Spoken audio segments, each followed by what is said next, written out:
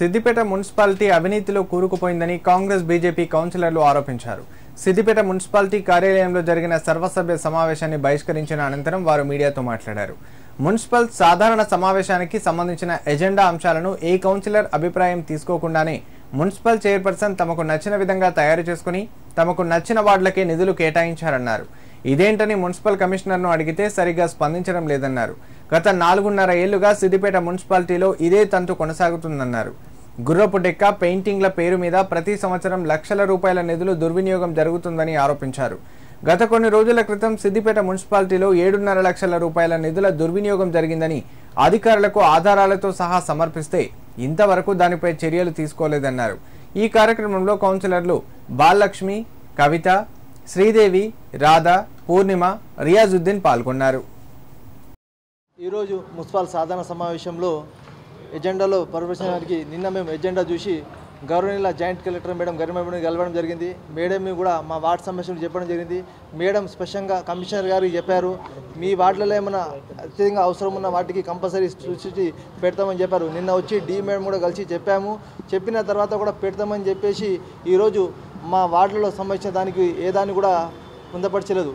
కాకపోతే ఇక్కడ ఏంటంటే ఉన్న చైర్పర్సన్ వాళ్ళ భర్త అన్నీ ఆయన ఇంట్లో కూర్చొని ఎజెండా తయారు చేయడం, ఎవరికి ఏది చెప్పకుండా. ఇంకొక గమనించాలంటే మున్సిపల్ సీసీ కెమెరాలు కూడా వాళ్ళ ఫోన్లో ట్యాబ్ ఉంటాయి. మున్సిపల్ సీసీ కెమెరాలు చైర్మన్ భర్త ఫోన్కి లింక్ చేసి ఉంటాయి. ఆయనకి ఏం అవసరం మున్సిపల్ చైర్మన్ వాళ్ళ భర్తకి మున్సిపల్ సీసీ కెమెరా ఆయన ఫోన్కి ట్యాగ్ చేసి పెట్టడం, దీనిపైన కూడా సృష్టి చేయడం. ఇంకొక విషయం ఏంటంటే అవినీతి జరిగింది 2 సంవత్సరాల తర్వాత కూర్చోండి. అవినీతి జరిగిన 2 సంవత్సరాల నాన్న తర్వాత ఫస్ట్ మీ బీఆర్ఎస్ కౌన్సిలర్ దీనికి గుర్తింపు జరిగింది. ఈ పార్టీ పరంగా కాదు, చేస్తున్న అవినీతి వాళ్ళు చేసిన అవినీతి వాళ్ళే చేసారు. వాళ్ళు చేస్తున్నారు కాబట్టి వాళ్ళు స్పష్టంగా మీరు చెయ్యాలంటే మీరు ఎందుకు చెప్తలేరు, మళ్ళీ ప్రెస్ మీద పెట్టి మీరు ఎందుకు ముందుకు వస్తలేరు, మళ్ళీ మీరు చేయలేని దానికి. ఈరోజు జూలై మంత్ ఎజెండా జరిగింది, కానీ ఈ ఎజెండాలో పొందపరిచినటువంటి విషయాలు ఏ ఒక్కటి కూడా 43 మంది కౌన్సిలర్ల యొక్క అభిప్రాయాలు తీసుకోకుండా కేవలం చైర్మన్ సార్ గారు మాత్రమే తన సొంత ఏదో ఫంక్షన్ చేసుకున్నట్టు తన నిర్ణయాలు తీసుకొని ఎజెండాలో ఈ టాపిక్స్ అని పొందపరిచారు.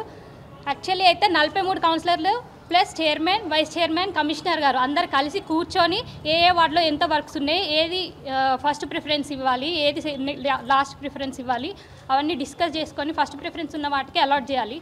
కానీ తన ఇష్టానుసారంగా వాళ్ళకి ఇష్టమున్న కౌన్సిలర్లు, ఫ్రెండ్స్, వాళ్ళ ప్రిఫరెన్స్ ఉన్న వాళ్ళ వాటికే వర్క్స్ అలాట్ చేస్తున్నారు. ఇది కరెక్ట్ కాదు.